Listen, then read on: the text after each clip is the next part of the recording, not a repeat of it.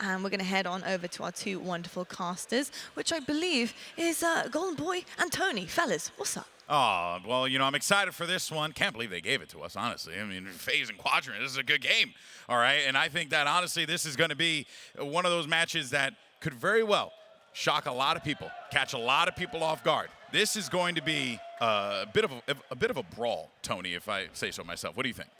Yeah, I mean, I said it back in Dallas. Quadrant were going to surprise a lot of people. Back in Charlotte, they had to play with the sub instead of TchiK, who was a X-factor of a player, a playmaker for this team, and was largely needed when going into Charlotte. Once they get to Dallas, you're talking about them 3-0ing Optic. You talked about them going at it, coming out on top in pools, and then even able to take Optic to a Game 5 when it mattered most down to the elimination bracket. Obviously getting knocked out a little bit earlier than expected, but Quadrant are a legitimate threat to make it into top 4, and people need to recognize that. Yeah, this is going to be a hard game for FaZe. And also, just talk about the styles of the opponents that they just had to face off against, right? Because on one end, you have Sentinels, very setup-heavy, you know, methodical team that when they do pop off, yes, they pop off with some of the best of them. But then on the other side, with Quadrant, you know, you have a team that likes to get in your face, likes to get aggressive. And so FaZe are really just running the gamut of different play styles of opponents that they're going to be facing off against here. But we start things off here with Lqgend, and right out of the gate, you're already seeing the pressure being applied as FaZe lose 2 right off of the rip, and that is going to allow Quadrant to be able to get this A site. And that's probably what a lot of people are thinking at home, like, you know, Quadrant's bread and butter obviously being strongholds, but then when stylistically, they would really want to match up against Optic as opposed to a FaZe, because FaZe can really speed up that gameplay. But the last time they matched in scrims, it was the same result, 250 to 200 in favor of Quadrant on this same game type and map combination, and right off the rip, Quadrant opened up with the triple kill, and they're looking to do the same. Not what you would expect it when you see the name FaZe Clan on the other side of the screen, but Quadrant, obviously, no slouches in their own right. And I think, you know, to kind of go back to something that was being said on the desk, I think that, you know, Wes actually had the right point there where it's like, if anything, Quadrant, you kind of put yourself in a really bad situation. You have a lot to give up here.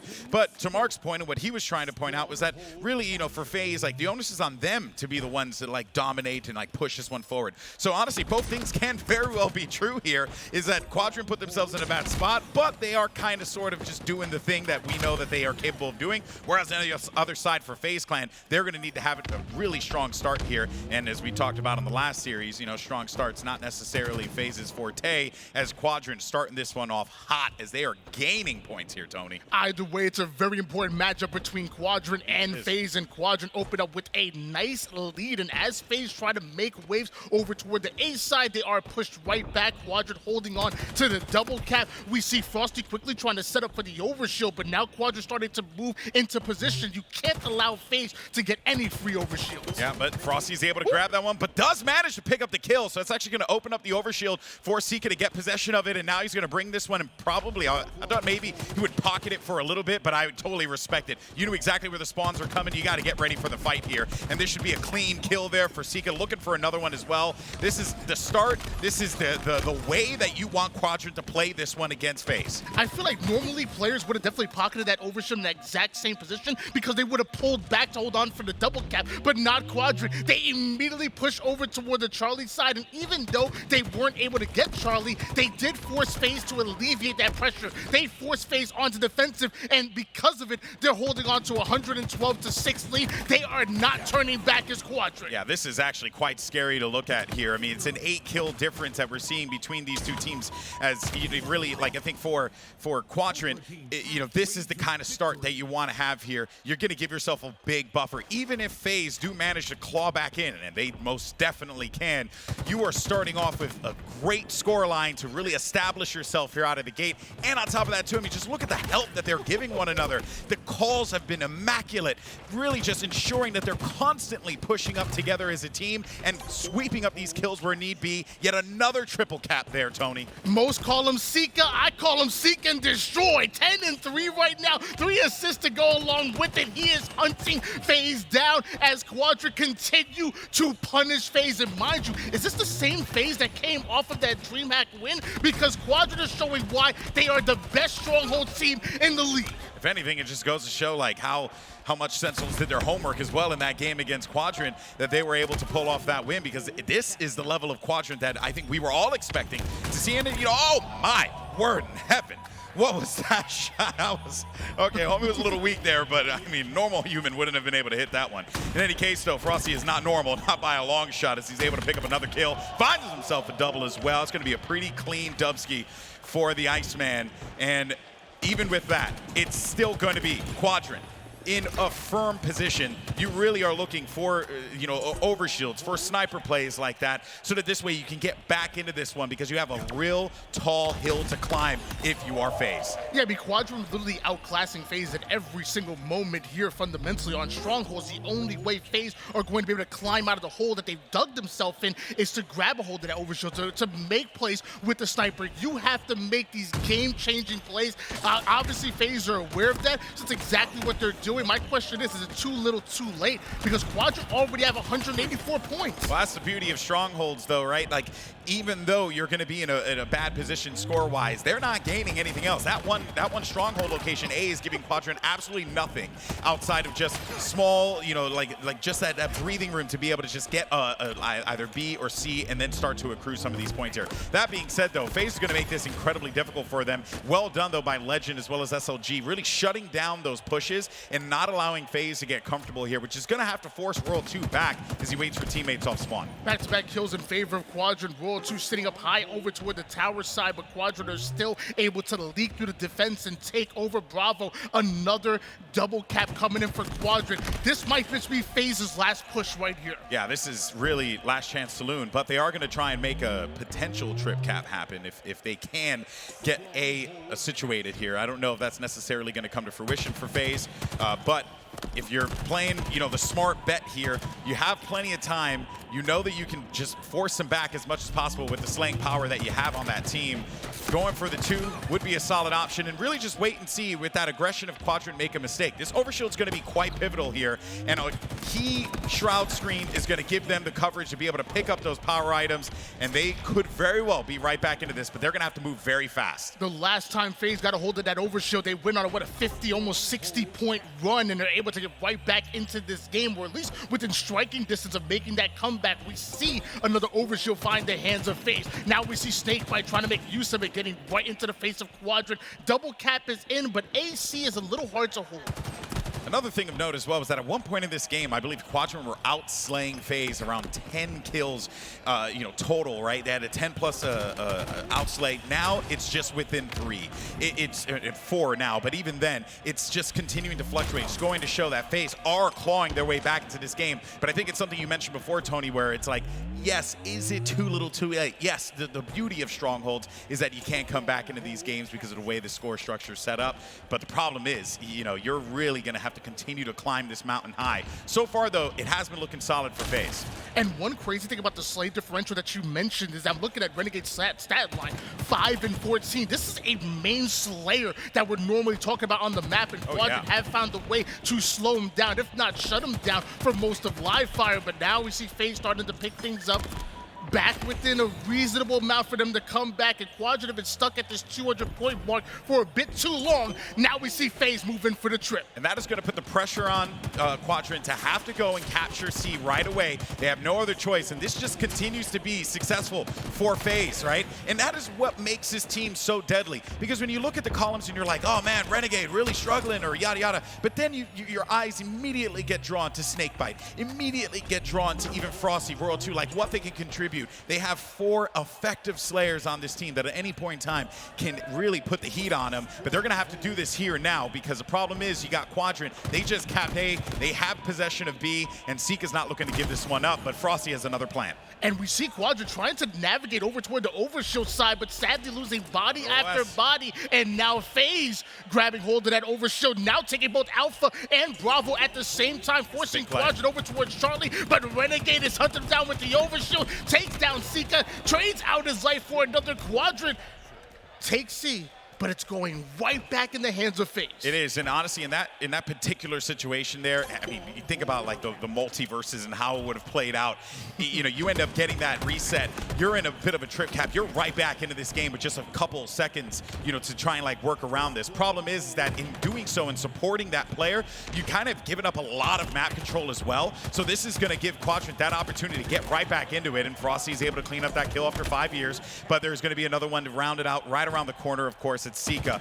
And at this point in time for FaZe, you're really just kind of continuing to do what you're doing here. Get B and C, get the 2 hills, and then work around that. And again, make Quadrant make those mistakes. And you're right back into this one. Because this game, Tony, should have been done and dusted with the way that the scoreline played out. I think it was like, what, 150 to like 6 at one point? That's absurd. Yeah, Quadrant controlled the first half of this game, but since then it has been all FaZe, and you can see why. Renegade right back up to the rest of them with the stat line. Like you said, SnakeBite was going off. The assists are there, and now World 2 has a hold of the S7. He knows as a player over toward the green side. He is able to take down Renegade, so now World 2 going to try to rotate over towards the offside of the map and maybe push Alpha with the rest of his team. Looks like this might work out. Quadrant are pushing up quick. Sica now forced to back down. The rest of Quadrant are hunted down. This was such a good play by World 2 and FaZe to just quickly adapt and rotate all the way back toward the Alpha side. And just the help that you're seeing there, man. Like World 2 dips back in. I believe that was going to be SnakeBite who was there for the coverage. And now with Overshield coming up, you have a sniper rifle in a prime position. If anyone tries to go for this, you're going to have to throw down a shroud screen there, or you're just going to get tagged. And that's exactly what ends up happening. World 2 ends up getting the tag on that player. But is it going to be enough there to prevent that Overshield from going into their hands? Big cleanup there for Frosty. But look out, Overshield player around the corner. Here comes Lqgend. Frosty's got a lot of work in front of him here. And he's able to get the shots, but the help comes in big time for Quadrant, and that's what makes this team so scary, Tony, is that they always have each other's back. Yeah, not only were Quadrant able to get the reset on Alpha, but they stole Overshield and got FaZe 3 down at the same time, and that is going to be deadly. FaZe are going to have to make a play off the spawn. Apparently, it's not going to happen. Lqgend with the melee to take down one. Sica going right after SnakeBite. Lqgend just looking for where the push is going to be coming through next, because there's only 5 more seconds for FaZe to try to make something happen. You're right there at the precipice of taking this first map, but FaZe aren't going to let this one go down easily as they're trying to capture A. They have 2 players on that site, and they have managed to secure that. They should be able to get up to the 200-point threshold, but is it going to be enough? They have to stop this player toward B, Tony. Quadrant already trying to work over towards Bravo, but not having the numbers they were looking for. FaZe quickly chasing that player off of their yard. There's one more which were the G side. He's gonna be taken down, but all 4 members of FaZe were momentarily hit the black screen. We do see one up, but it's not gonna be enough. SLG's already towards Bravo. He even has Sica watching for the sandbags push. FaZe are gonna push over towards Charlie. Can they make it in time? Apparently not. Quadrant taking game 1. Oh man, that play from TchiK there on B was freaking massive, okay? He stayed alive long enough to draw all that attention over to him, weakened a few players, and then allowed his teammates to clean up those kills on Ness as well as Tower side. That right there is the intangibles that you cannot quantify in a game, and that is the reason why this Quadrant team is so freaking scary. I keep telling y'all, Quadrant might just be the best strongholds team in the league, because it doesn't matter who it is, the optics, the FaZe, even the SSG, no matter who they go up against in strongholds, they always come out on top, and they are loving the fact that that's game number 1. Can they carry that momentum to game 2? Well, if you look at what happened on Strongholds as well, let's not forget that at one point in time, this was, I mean, look at the score for goodness sakes. It was 160 to 6, 175 to 6.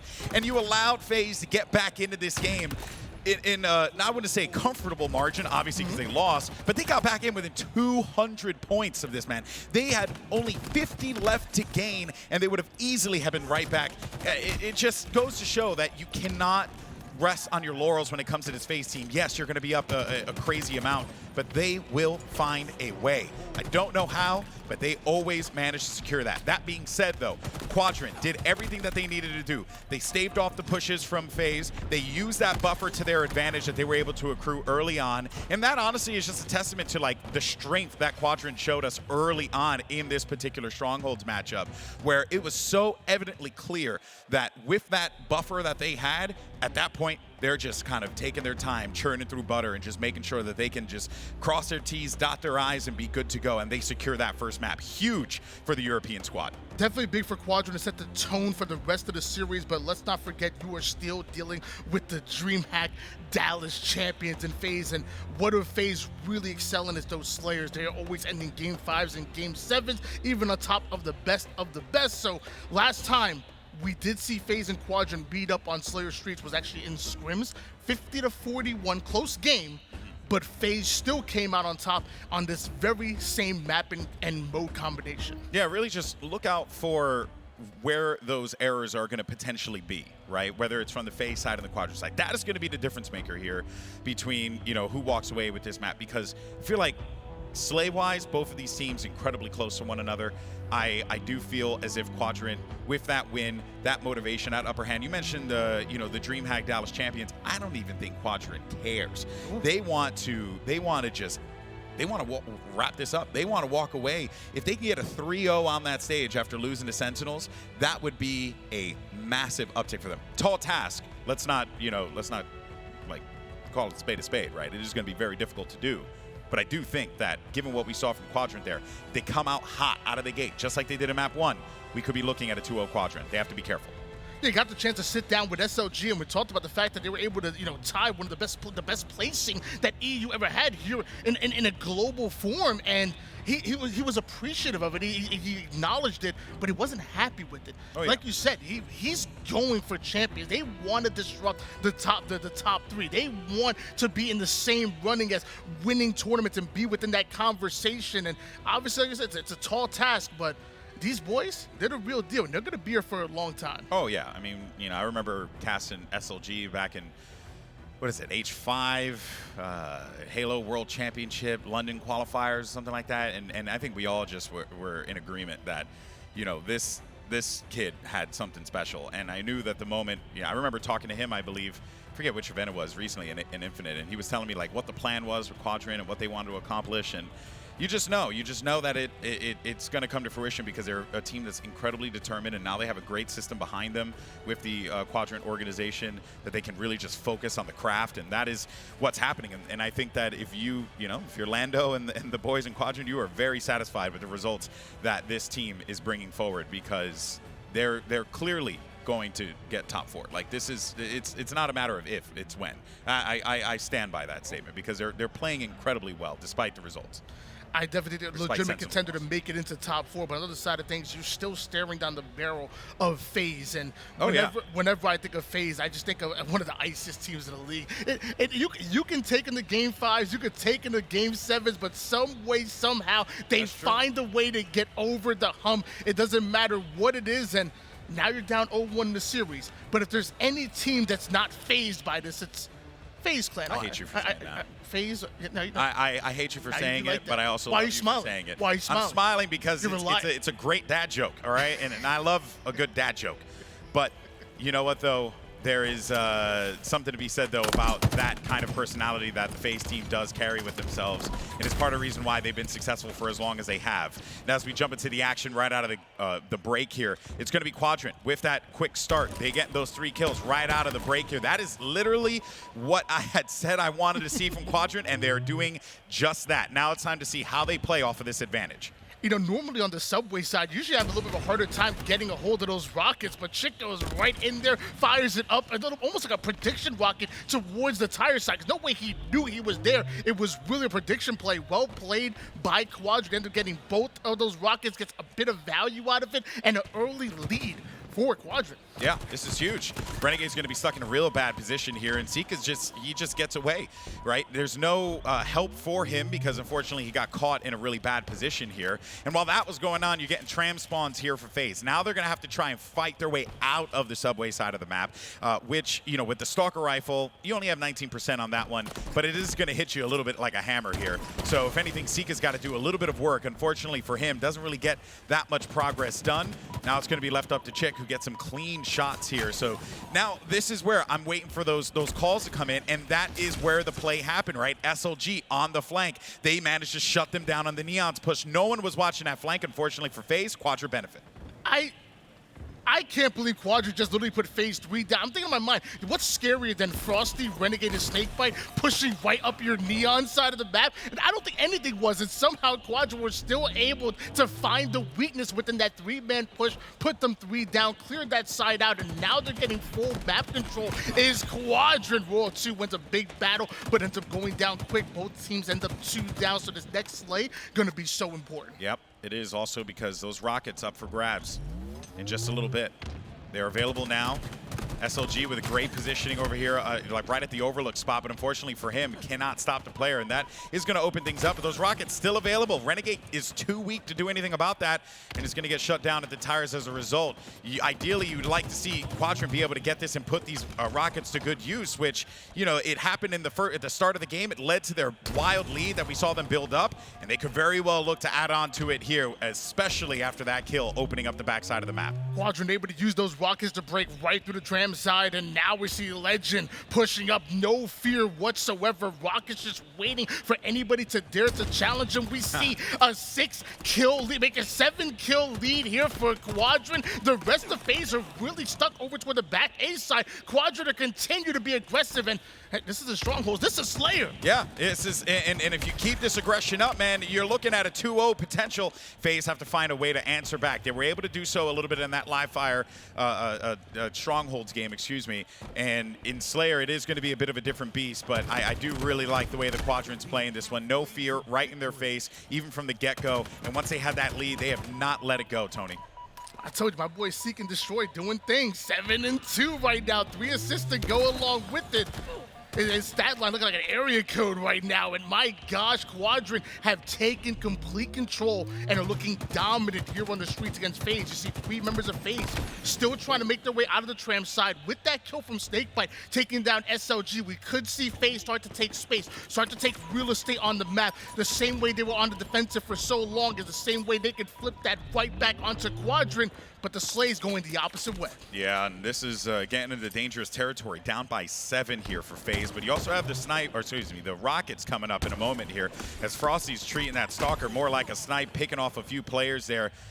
Is going to get cleaned up by Lqgend in the backside. I don't know if they have intel that PJ is going to be here. Yes, so SnakeBite does manage to pick up those rockets. A huge one for him because they have not really been able to get control of the rockets throughout this game, and perhaps this could be the catalyst for them to get back into this one. You got 2 rockets to use. You should have some insta-kills there, but look at the pressure that Quadrant are applying, not allowing SnakeBite to be able to jump up onto this ledge and get in their face, but he does manage to find one, though.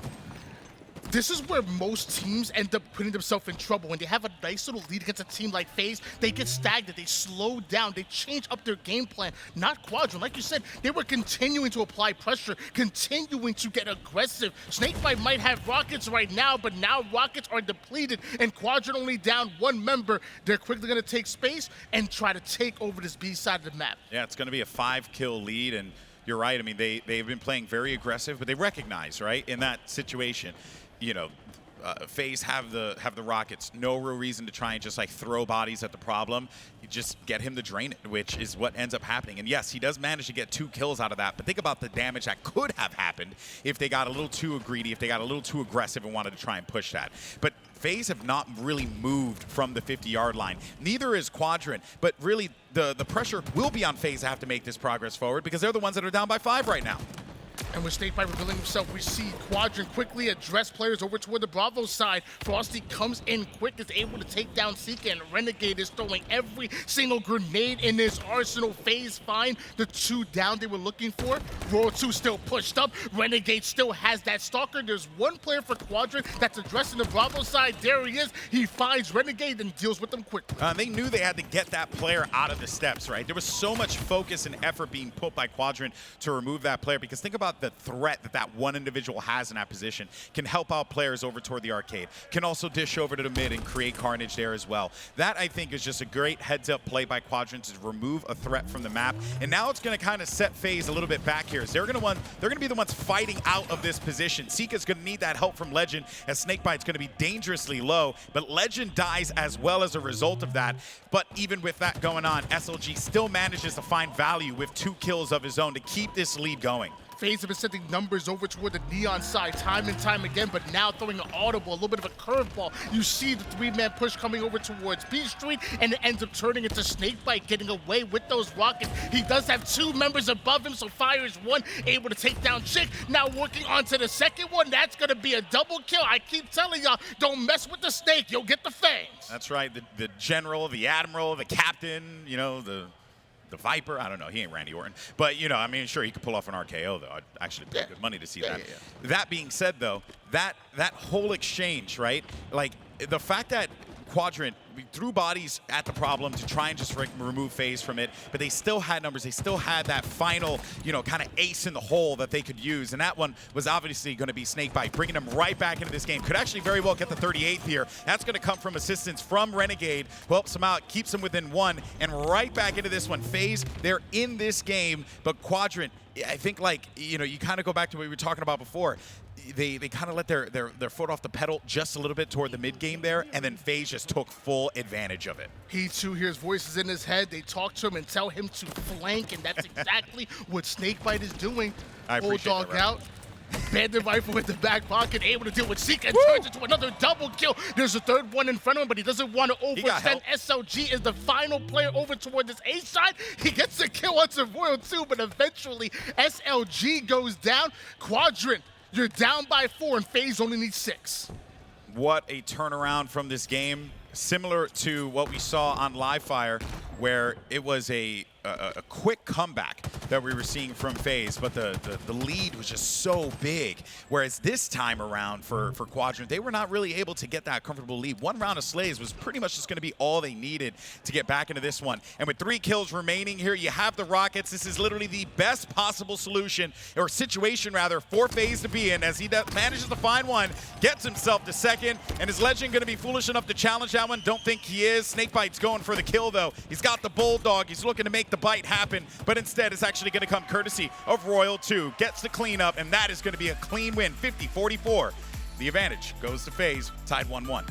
I mean, when FaZe only need 3 more kills left in the game, and you happen to have Rockets, which are, a guaranteed 2 kills, and then you have, half a clip of Bulldog left. That was FaZe painted all over for that game number 2, but we are tied up in the series, and now, forget Slayer, we're going into back-to-back objectives here in the series. Yeah, and this could be where Quadrant catch FaZe off guard, but I mean, at this point now, right, FaZe got that win under their belt. That notch is all secured. The question I think remains here is, all right, Quadrant, you showed us a lot of grit. You showed us a lot of great early starts that have netted you big leads at the start of these games.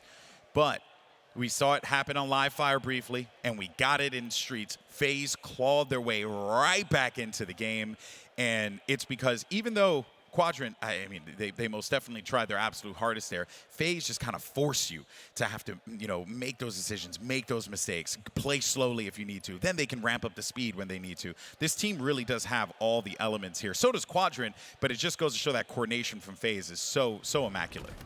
When FaZe brought in Renegade, I remember one of the things they wanted to address, which was seemingly a hole in their game, was power weapon control and utility. And they talked about when they brought Renegade in, they wanted Renegade to really help them excel with that, because Renegade's obviously a main slayer and demands of power weapons at times, and which is really what FaZe were looking for, especially on a map like Streets, which is so power weapon heavy. Yeah. In that game, every Stalker rifle, every Rockets, every Bulldog, I even saw a bunch of Sentinel beams, every piece of utility that could possibly be used, even when they were losing, somehow found the hands of FaZe. So that was just one weakness within their game that they wanted to improve on immediately. And so far, I think we're seeing the fruits of their labor, especially within that game number 2. Oh yeah, they were setting themselves up so well to get those power weapons, right? Depending on the situation, where they would be, like even the position that they were holding low steps, right? I think is a great example of that,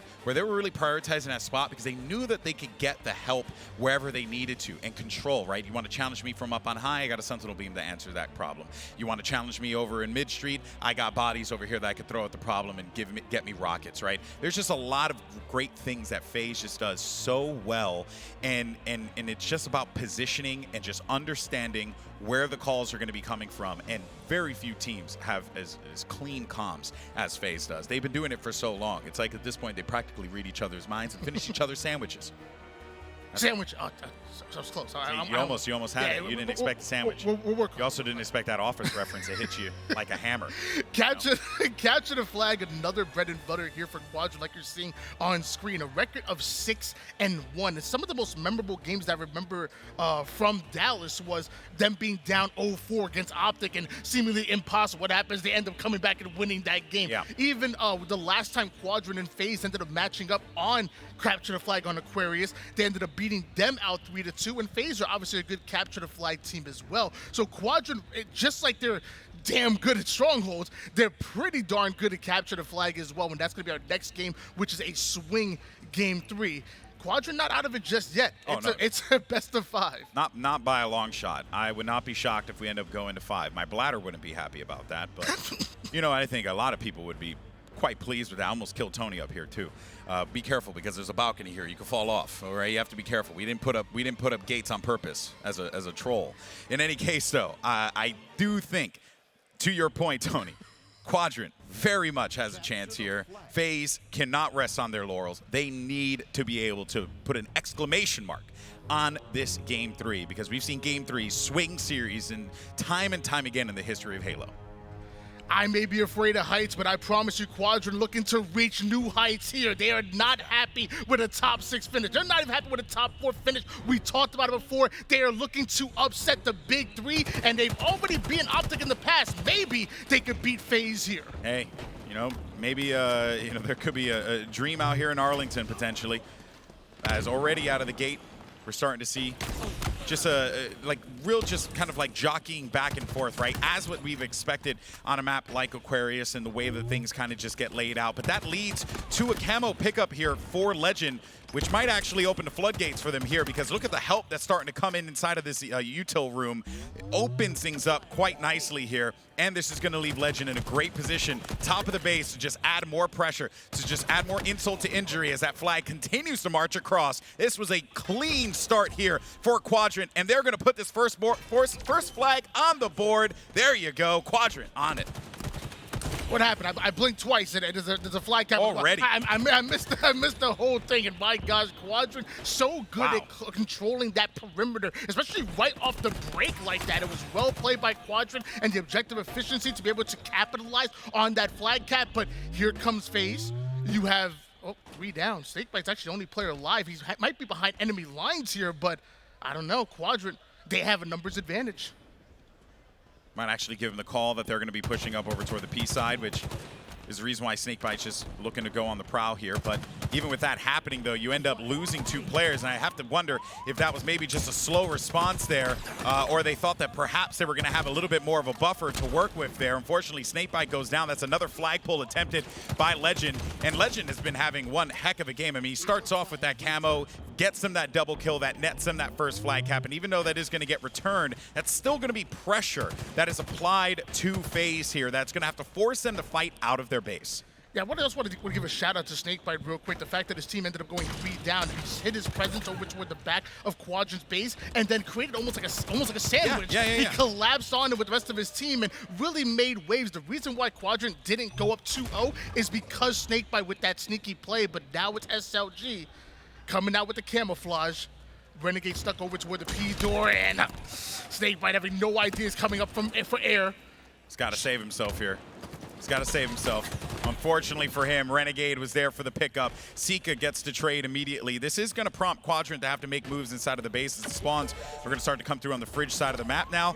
But there also is going to be a pull on the opposite side too, so be on the lookout for that, as Quadrant now just going to look to play this one as methodical as they possibly can here, recognizing that there is going to be friction met here over toward blue util. And I think if anything, this is just going to show the diligence that we're starting to see from this European squad, right? You know, you would think, oh, they're going to go in guns blazing, but no, some smart plays that we're starting to see made here, without a doubt.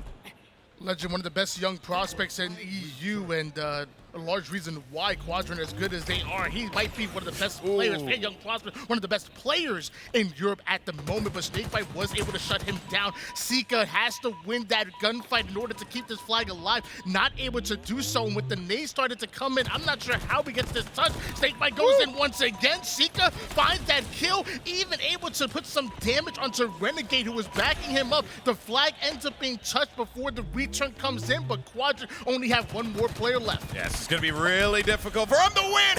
Royal 2. That's disrespectful. Absolute magician.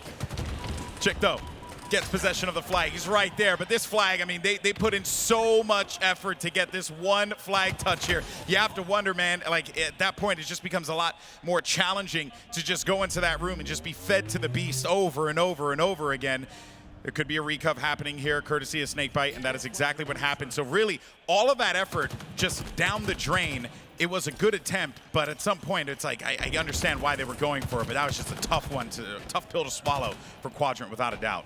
Quadrant definitely know how important going up 2-0 in this game is, especially against a team like FaZe, and how well prepared both of these teams are. But eventually they had to give it up, had to allow FaZe to get the return in order for them to regain completely and try to make a good push off of it. Frosty now finds himself right behind enemy lines once again. Heat wave and camouflage puts a player down to one shot, but has to back down. The nades are trying to finish him off. Great communication by Quadrant, but somehow Frosty still lives. Yeah, I have to say, like, credit, I believe that was SLG in the back of the Quadrant base there, but the camo eyes just saw when Frosty was coming around that corner, because he knew, I mean, that's literally what they did to them for that first flag cap. So he knew that he just could not allow camo to just walk around freely inside of their base. Otherwise, it could very well lead to a flag cap. Problem is that Frosty's going to make those opportunities where he sees fit. Spawns are going to be coming through over toward the fridge side of the map. That's going to prompt Frosty to make this pull happen, and he's going to be flying with this one. Absolutely no contention coming from Quadrant, as he's already past the 50-yard line, but there are the boys in blue. It was only a double kill, but that was smooth. Tucks that nade, turns away like Steph Curry, gets into the BR fight from across the map, turns it into a double kill, even gets that flag across, and now SnakeBite relays the flag forward. Quadrant pull a counter here. Both teams 3 up. Next round, the Slaves could decide who ends up getting the return and ultimately who gets this flag cap. Renegade stopping the push there by Sica. If he had stayed alive, could have been a big problem for this team. Camo should be coming up in a moment here as well. SnakeBite's got the flag. He's going to look to deliver this one, and that's going to be 1-1 tied already. Well, I shouldn't say already, but it was a tie here that kind of just puts now a little bit of pressure on Quadrant. Another camouflage coming up in just 4 seconds here. You're seeing SnakeBite. He sees 2 members of Quadrant over toward the fridge side, does damage onto one. Lqgend goes down. Raw 2 trying to deal with the second one. That was pull. SLG. They're able to do so, and while all this happens, the flag moving across the map. This one's going to be punched in by FaZe. Not only did they get the slaves, they get camouflage, they get a flag cap. Is there anything FaZe didn't get within that engagement? Well, you also have to think too, right? Like that whole sequence, as you noted there, right, Tony? Like that was just perfect. That was bread and butter for FaZe. They just allowed Quadrant to just constantly throw bodies at the problem, and it did not work out for them. And they were glad to be able to get the map control, get the power items as well. Things like that really are just so important to establish for a team that's looking to win a championship here. And they pretty much, Quadrant just got played like a fiddle, unfortunately for them, all because they kind of had to. They had no other choice. Their flag was in play. They were trying to make a play happen here. It's just, things were just falling apart. But now this is where we start to see the grit of Quadrant and whether or not they can dig deep to be able to make these flag pulls happen. Renegade's going to be dangerously low as well, and that is a great response here. Cross-map shots from Sica, able to deal with SnakeBite, and the third one falls for FaZe. You have a bit of a 3v1 situation, and Quadrant already have that flag towards you two, and already have that flag home, matching FaZe energy, tying this up at 2 apiece. This is a battle here on Aquarius. Yeah, sometimes you can get a little ahead of yourself there, and there was a clear flank that was happening for Quadrant that opened up the map for them, so very well done. I believe it was going to be SLG that got that one moving for them, and of course, another Lqgend double kill that leads them into the promised land there. But now, as we take stock of where we are in the situation, ooh, that was actually a clean shot there by Royal 2. Is going to shut him down, prompting him to have to just play a little slowly here. But yeah, you're really just trying, if you're FaZe here, you're just going to try and just continue to put these players in the back foot, keep them in the back of their base. It's working out for them so far here. They're getting the spawns in their favor. We just watched Royal 2 get 3 consecutive kills and assist onto the third one, and now we see them put damage onto the 4th as well. And now Royal 2 in the same play pulls this flag all the way through utility, barely touched right now. Not sure if there's any overextenders looking to make a play. It looks like Lqgend, the first one, over toward the base of FaZe, and he's being joined by TchiK. So FaZe will have to slay out once again if they want to put this flag home. And they're going to have to watch out behind him as well, because there was some pressure coming from Sica, who now is in a great position to get this flag recov. Oh, but his teammate was there. Frosty was there, the Iceman to back him up. And that's going to be 3 flag caps for FaZe. But that was basically the perfect situation. They had Sica right where they wanted him. Sica definitely tried to make a high-risk, high-reward play for that return. Sadly, not going to work out for them. Hopefully, Quadrant can follow up off of that momentum, but FaZe continue to find the frags.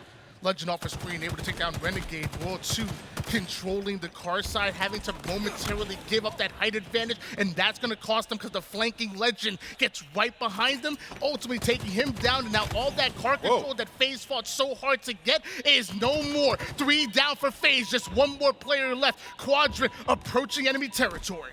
And Lqgend playing his life. Smart to keep yourself inside a util like that, especially when you know that the members of FaZe are going to try and force and flood into the back of their base here. There's going to be one target. There's going to be a second one right behind, and Lqgend, wisely enough, is just going to dip on out of there, just try and reposition himself to get another kill, which he does, by the way. That's going to be 3 members down, but some moment of reprise there for FaZe as they are able to just kind of slow things down and stay inside of their base, wait for the Quadrant players, and maybe try and push up, make some mistakes here. And that opens things up for Renegade over toward top P as he's holding this one down for the time being. And, well, now this is basically just going to be where Quadrant start to sweat a little bit here, Tony. They have to start to make some moves and just tie this one up, let alone win the game, and they have just 2 minutes to do it. Down to 1 shot here for Renegade. He does have that heat wave in the back pocket, and right as active camouflage is coming up, he wants to keep that height advantage. He wants to get a hold of camouflage, and nobody able to contest him to fight, despite the fact that Quadrant had all 4 members alive right there. They might be able to get the SaZe advantage, and with Renegade ultimately going down, even with the active camouflage, they might just be 1 kill away from bringing another flag home. Let's see, though, what the General can do here, as he's going to be on the blue side of the map. You have 2 players there. Renegade also able to get the kill. But watch out, because they're going to try and see if they can force the issue here. But the flag was an attempted pull, courtesy of SnakeBite. Did not work out for him, though. But Renegade does manage to pick up that kill. That could very well be a recov and maybe a capture here, as they have bodies on it. They do manage to grab it. This is going to be 3-3. We're all tied up with 1:15 on the clock. Tony, I thought that Quadrant were going to be licking their wounds here, but instead they're right back at it. And multiple members of Quadrant are once again pushed up off the map. Not only do they cap a flag, but they're continuing to keep the map control and that 50% control. But Frosty icing out Lqgend in that individual fight. That'll slow them down just a bit. Less than a minute on the clock. Quadrant still have the opportunity to pull a flag, but now with Frosty starting to get these kills, starting to get into the base of Quadrant, it could go both ways. Well, you know, you pointed that out, but that was just really good from Quadrant to just shut that down. Don't let Frosty run around your side of the map freely, because if you do, problems will arise. So credit where credit is due for Quadrant. They recognized the threat and they had to neutralize it. But now the question is, like, you know, for FaZe, they're going to put themselves in these positions to just constantly try and just, you know, take shields off of some of these players and then open up opportunities for their teammates to kind of come in there and then pick up the frags where need be. And I love this position here from Royal 2. Just shuts down that flag pull as soon as it happens. 2 down go Quadrant. FaZe have to defend the 50%. We see Royal 2 making sure nobody sneaks over toward the car side. That flag just perfectly able to be returned here, and we're not seeing a counter pull whatsoever. So we have a bit of a sudden death. It looks like SLG is willing to relay that flag forward, despite the fact that they end up with 2 down, now 3 down, and all 4 members of Quadrant going down. The return is in. Nobody. Whoa. Nobody. Okay. No. Okay. I thought he was pulling out, trying to give a chance for his teammate to pull a flag, but sadly nobody in position. Eventually, the return comes in. That's going to send us into overtime. All tied up here. Let's see what ends up happening now. As FaZe, surely, you know, and I think this kind of goes back to what we were talking about at the start of the game, Tony, where it's like that the CTF for Quadrant has been so effective there. Clean kills, but actually, if we can in a little bit, I'd love to jump into a listen-in there with Renegade and the rest of FaZe Clan, because I want to see how they're going to try and be able to dig themselves out of this hole. As soon as that's ready to go, we'll jump into it. But as it stands right now, this is looking pretty solid for FaZe. They're looking to apply some pressure, and their listen-in's ready to go. Let's jump in and hear how FaZe are going to try and come back into this one. Someone get to Peter. They're Peter. I'm just living, man. I'm fine. I'm here. Planer. Top E, they're jumping. I gotta go flex. Top E weak, our street. Top P, Inner Peter. One our street pad, Guys, go to Peter, Our street, 1 hit, so we didn't kill him. John, stay in flex. You are from base 1 hit. Our from base 1 hit. On me. John, inner Peter. Can you run this? Yes, I'm weak though. I'm leaving one for kill. I got to leave it. Oh, our flag, they're playing it, guys. Yeah, he's trying to cut you off. He's fighting you in the jet. I got one. Let's all fight. Top car weak, man. John, I'm one. Top car weak, man. Can't run this, guys. I'm static. I got naded. They're from base. I see their front. They're one from base. Yeah, weak. Yep. John, go fast. Nice fucking play, Matt. Nice fucking play, Matt. We need it. John, just go fast. P1. Don't die. You're good. Nice fucking nasty, play, Matthew. Nice fucking nasty. play, Matt. That's the composure I'm talking about. Oh my god, I love that shit, bro. That's what we fucking need. And there you heard the composure. That it speaks volumes to this team, Tony, that they could be put into situations like this where they're fighting for their life. It's sudden death situations, and it's just that experience and, to what they were saying, the composure that gets them over the finish line. And I love the fact that we got to hear the end of game calls as the game was ending, and they're just being positive towards each other, like not taking any credit for themselves. Like you hear Brad say, "Good job, Matt." You see, good job, P. Everybody's congratulating themselves, but it's really understand that it's a team effort that was able to pull that across. And now, look at the faces of Quadrant, obviously not happy at the moment. They understand that FaZe are one game away from putting them down in this series. Quadrant have to fight back, not only in this next objective, force a game 5, and then win out on that as well. Yeah, it's going to be a tall task for the European squad, but one that I'm sure they're certainly ready to meet head on with no problem whatsoever. And again, you started off with another strong start. That really is the definition of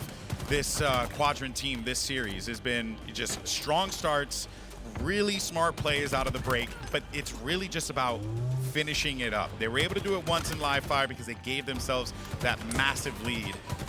But FaZe, give them an inch, they will gladly take 2 miles, no problem whatsoever.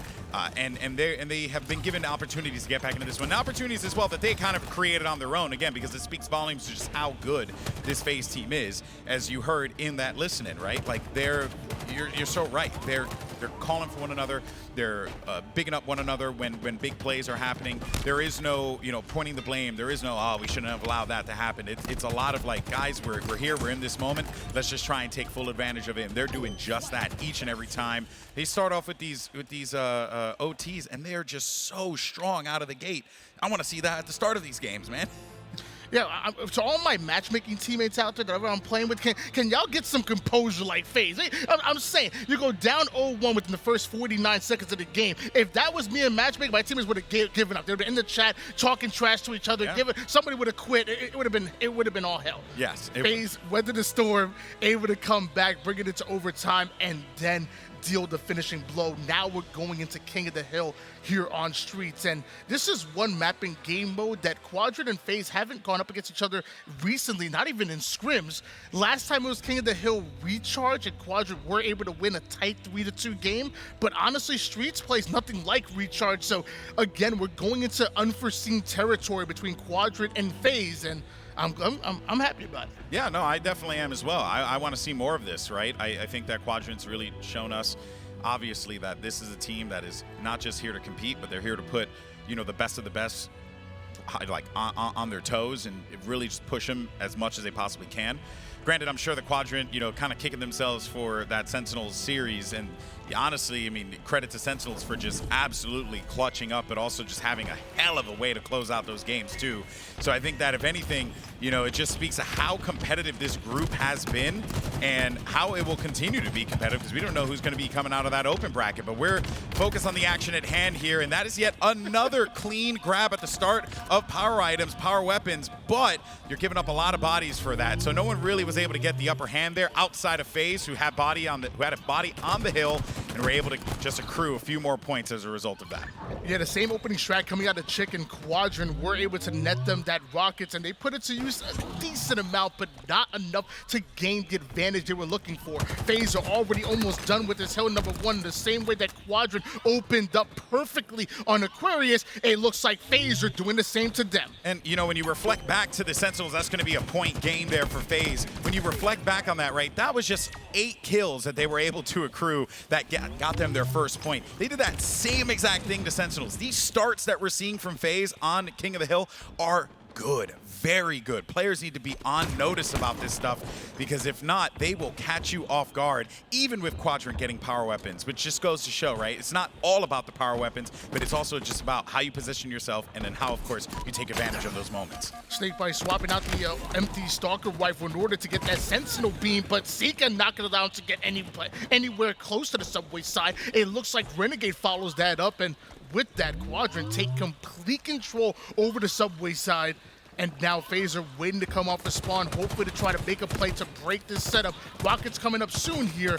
Quadrant gonna have to work on this hill and Rockets at the same time. Yeah, it's unfortunate that we didn't catch it, but I mean, Lqgend with a triple kill off screen just continues to put that pressure on FaZe and not allow them freely to walk up Neon, freely to walk up the arcade. And with Rockets coming up in a moment here, it feels like Quadrant have a setup ready to potentially stop players like Frosty from being able to get in front of that. And just as I say that, I might actually have to eat my words here, because it seems as if World 2 was also, he did have eyes on that one, but the problem was that you try to get up in their face, and then Quadrant, they were welcoming that one because of where they were positioned, and they get themselves Rockets. We're all tied up 1-1 here. This is what I want to see. Take me to game 5, damn it.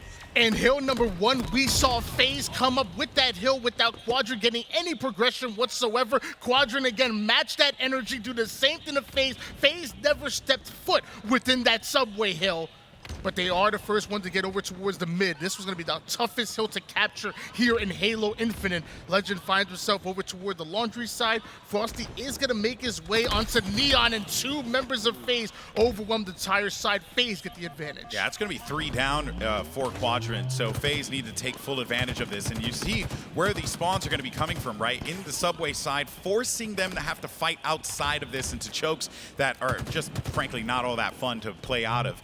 And with the clearance of SLG in the back, this just opens up the map for them. I think a few of these trades are just obviously going to be quite beneficial here for FaZe, but the problem is they're not on hill. They're not able to accrue any of that because Quadrant are doing as much as they can to just keep them off of it long enough so that they can get in position so they could jump in and benefit from it themselves. Almost halfway done with this hill is our FaZe, and Quadrant did have a decent start, but it's been all FaZe with it toward this mid-hill recently, and with SnakeBite with the Stalker Rifle gonna make it even tougher. A couple of spikes to do that additional damage onto Quadrant. Fakes left, goes right. TchiK ends up going down. There's one more player of Quadrant to deal with, an SLG. SnakeBite makes sure he gets that melee before going down. Hopefully the rest of FaZe can deal with him and get back towards mid.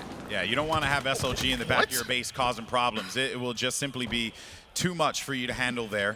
That being said, though, still progress being gained for the blue team. Quadrant keeping bodies on the site. Renegade, smart play here, just wrapping around the corner rather than challenging from the top of ATM and just looking for any players that are going to try and disengage out of that one as they look to just give themselves a better position as they get ready for Subway here. But look at this. They're just really putting so much onto this team, not allowing Quadrant to breathe. TchiK getting caught out in no man's land right there. Renegade not only able to get that kill, but snatches up the Rockets as well. The subway side is so important if you're trying to control the mid, and FaZe are so close to stealing it away. So now you just wait to get that easy kill or 2, and Rockets might be exactly what the doctor ordered. Now we'll see what they'll try and do from this position. Smart, just use that shroud screen, right? Make sure you can't really find your target, play around that bubble. But I think the Bulldog had a different plan there. Even though Sica does get cleaned up, that is at the very least just going to lead to just another stall out here. Time continues to tick on down, but it's so close in this mid-hill. And, you know, the team that's able to get this one, not only is it obviously going to give them that very critical point, but this is a big hill to be able to get, given like how much effort and resources you have to throw at it in order for you to secure it. FaZe had plenty of chances to end this hill, but Quadrant being pesky as ever. Finally, Quadrant end up going 4 down, and FaZe are able to clear it out, but Quadrant didn't go down easily, that one. 2-1 lead here for FaZe, plenty of time on the clock. And also, FaZe set themselves up for the next hill too, right? They were so prepared for that. The fight for them was coming from the top of the streets, and that meant that the spawns were going to be coming from the PD side as well. So you get that mid cap, and then you just lock it down. This is a very difficult type of situation here for Quadrant to try and break through, given that they have Stalker on this side of the map. They also just cleared Rockets as well. Like, there's just so much is just going so well for FaZe Clan as it stands, and Quadrant are just going to need to find options. Where are those options going to be present? Might not come from the arcade side of the map here, especially as they have Bulldogs over on the other side as well. Like, this is just a tough egg to crack, isn't it, Tony? Yeah, you love the thought process by Quadrant to attack that hill from multiple sides. You saw 2 members onto the B side. You saw 1 over towards purple and 1 onto the mid, but FaZe were able to lock down every single angle of the map, find all 4 players, put them down, continue to put points on the board here, and 2 minutes on the clock. It's Quadrant the ones that have to make the break, but it's Quadrant the ones that continue to die staggeredly. Yeah, and when you die like that, right, when you're just pushing and you're going into fights like, you know, 3v4 or 2v3, whatever the case may be, you're constantly going down with those man advantages. You got to go back to the quadrant that we'd see at the start of these games that would just 4-man push and just play aggressive, show them no respect, get in their face and cause problems for them, because right now FaZe are just running away with this, and you have to stop them. You have to quell the fire, or else this is going to be over before you know it. And mind you guys, it's a 2-1 series lead in favor of FaZe. If FaZe win this King of the Hill, that is it. They're taking the series and most likely the #1 seed in this pool. So much on the line here, but just a sliver of time needed for FaZe to ultimately make this a not only 3-1 series, but also 3-1 in the game. And time is winding down. I said there was plenty of time to start on this hill for Quadrant, but I don't know anymore. It's getting a little risky. You're also getting slayed a heavy amount. I think it's like a 13 plus advantage for FaZe. They are really just running away with this one. So Quadrant certainly going to need to have to step this one up. But this is looking like a 3rd-point grab for FaZe. Exactly what it is as they go up 3-1 here in Quadrant now. Well, you kind of left asking yourself, if you're Quadrant, what the hell do we do to stop this momentum? Because FaZe are not stopping. Rockets coming up in a minute and a half on the clock, and now every bit of time that Quadrant is going to use to try to break the setup and try to take this hill is time being wasted off the clock as FaZe starts to fight them back and start to get the kills. A minute and 26 seconds is a lot of time to capture a hill theoretically, but when you have FaZe obviously fighting back and getting the slays necessary, time will end up winding down. It's Quadrant. They're really in a bad place right now. They really are. They're getting outslayed heavily, plus 16 on the side of FaZe. They have all the weaponry that you could possibly ask for. You got yourself the Bulldog. You have protection in the backfield. You also have, you know, just bodies and answers pretty much in every situation you could possibly ask for. This is prime FaZe happening before our eyes, people. And finally going to get stopped in the backfield. There might actually create an opening for them, but one has to wonder, right, with the way the time is ticking and the way that they just keep on adding to their total here over toward the neon side of the map, this is problematic for Quadrant. They have no other choice but to just send bodies to the problem. Yeah, at this point, they understand. I mean, they're desperate at the moment. They have to keep flying toward this hill and try to stop this time. And ultimately, hopefully, they get the kills necessary. And FaZe were just a momentary 3 down. We see one come off a spawn and Frosty continuing to pressure this hill right now. But Quadrant might have just turned the tables. Yeah, I mean, it doesn't matter how much you're getting outslayed by technically, you know, but if you manage to just get the bodies on the hill, if you manage to get players there so that this way you can just start to add on to this, put another point on the board, that, at the end of the day, is the most important thing. But they're going to need to clean up these slays. They're going to need to have to just pick up those kills when players are one shot and wipe them out so that this way they're not allowing anyone to be able to get back into this, get back into the fight here. Because as it stands right now, the way that FaZe are playing, they're holding hands, and whenever there's a kill to have, if the other player can't make it, they trade it out and they'll send another body in there because that person's healthy. It was well played by Quadrant to be able to take that hill within about 30 seconds worth of game time, but they end up going 3 down right after that. There was no follow-through. Rockets are coming up, and FaZe have complete control over toward the Bravo side. Quadrant have to address both the B side and the mid at the same time, and eventually World 2 is going to watch this angle from top A. Yeah, and that is a tough one, right? Because even with Sica getting those rockets, it's great you get the rockets, but the problem is that you're not able to really do much with it. Smart use of the shroud screen as well, just blocking that player from ATM side, knowing that he was going to be positioned over there. Everything that you're seeing here is just textbook. It's what you'd want to see. Great use of their abilities, great use of the power weapons. Tony, this is clinical. 4 go down for Quadrant. Nobody on the map in order to contest this hill. So much time being added without being taken off is World 2 over the mid hill. Finally, Quadrant able to get a bit of damage to force World 2 out of the hill, but just momentarily. Now time is going to be winding down, and you still have 4 members of FaZe up and defending. This is a complete setup here by FaZe. Quadrant have to break it now. Yeah, and they were able to get 2 kills out of that, so maybe that's going to start things off for them, but they need to remove Royal 2 from the equation, who's in the back with the Sentinel Beam, does manage to hit 1, but can't clean up the second. Here comes Renegade around the corner as well. And this is, again, where you're going to need to see Quadrant dig deep here and also force FaZe into some of these mistakes, which is very rare for them to do. But at this point now, with the way that things are going and the progress that's been made by Quadrant, this is your best opportunity to catch FaZe off guard and get right back into this game. Sica somehow able to take height over toward the tire side, but despite the fact that Frosty was actually there first, we do see them over toward the hill, but once they step out, time is going to wind down. SLG has to take this fight within the hill, but it shuts down. It's not gonna happen. Quadrant are going down.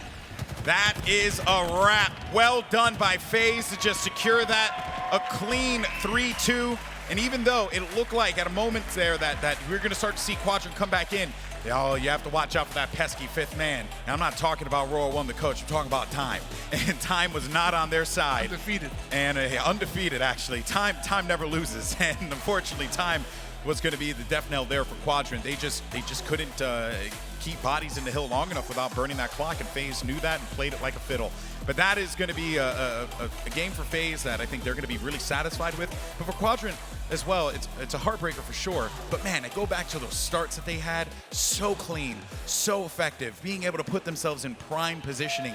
That right there is the Quadrant that if we get that throughout the entirety of the map, entirety of the series, I mean, look out, because the rest of the pool is going to have to be worried about that. And that's one thing that the best teams in the world do best. You know, I talk about all the time is being able to think 1, 2, 3 steps ahead. Mind you, the time being a factor is not just luck. This goes back to when it was a 2-1 lead by FaZe. They're stepping out of the hill. They're securing those kills and zoning Quadrant out of the quadrant of the hill, but also draining that time and making it as tough as possible. By the time that it gets to the fact that you're up 3-1 or even 3-2, you have literally killed about 2 minutes worth of time that you had no business doing that. That's what some of the best teams in the world, they have that time management, and again, they're always thinking like a chess player. They're thinking ahead every move. How do you put the chess pieces exactly where you want it to be? And that is exactly what FaZe managed to do so successfully well. But I believe we got Frosty standing by with the man himself, Guy Blaze. Make some noise for Frosty, ladies and gents. We send it over to the main stage.